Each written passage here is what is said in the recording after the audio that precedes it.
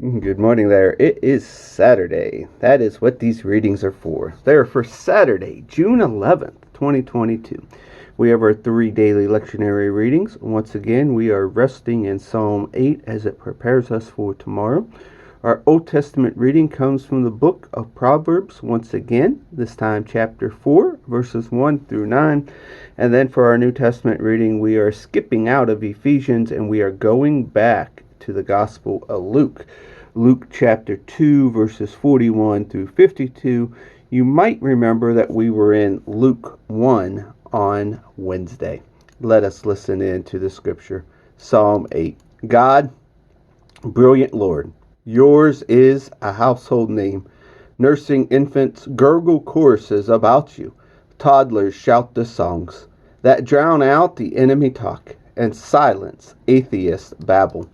I look up at your macro skies, dark and enormous, your handmade jewelry, moon and stars mounted in their settings. Then I look at my micro self and wonder, why do you bother with us? Why take a second look our way?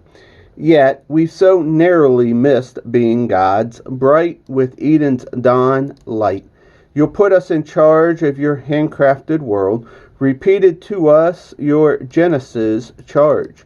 Make us stewards of sheep and cattle, even animals out in the wild, birds flying and fish swimming, whales singing in the ocean deeps.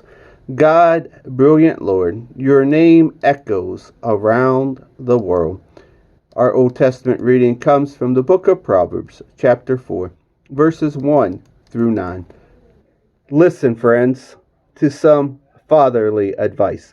Sit up, take notice, so you'll know how to live. I'm giving you good counsel.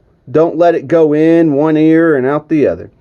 When I was a boy, at my father's knee, the pride of joy of my mother, he would sit me down and drill me.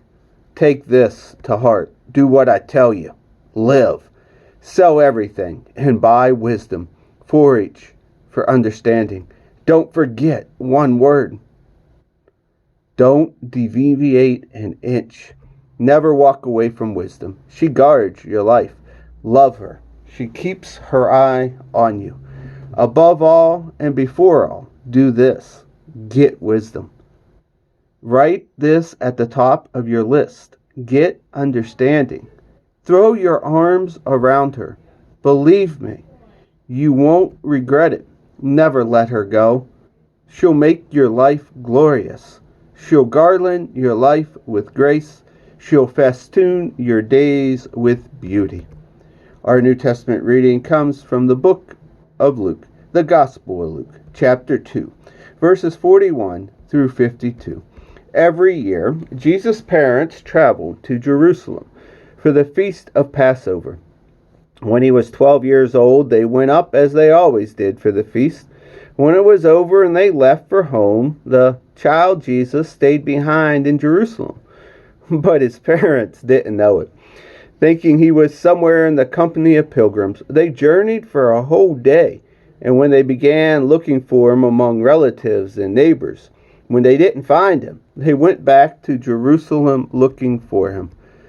The next day, they found him in the temple, seated among the teachers, listening to them and asking questions. The teachers were all quite taken back with him, impressed with the sharpness of his answers. But his parents, they were not impressed. They were upset and hurt. His mother said, "Young man, why have you done this to us? Your father and I have been half out of our minds looking for you." And he said, "Why were you looking for me? Didn't you know that I had to be here, dealing with these things of my father?" But they had no idea what he was talking about.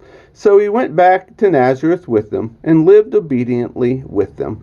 His mother held these things dearly, deep within herself. And Jesus matured, growing up in both body and spirit, blessed by both God and the people. And here ends our readings for the day. Have a blessed day.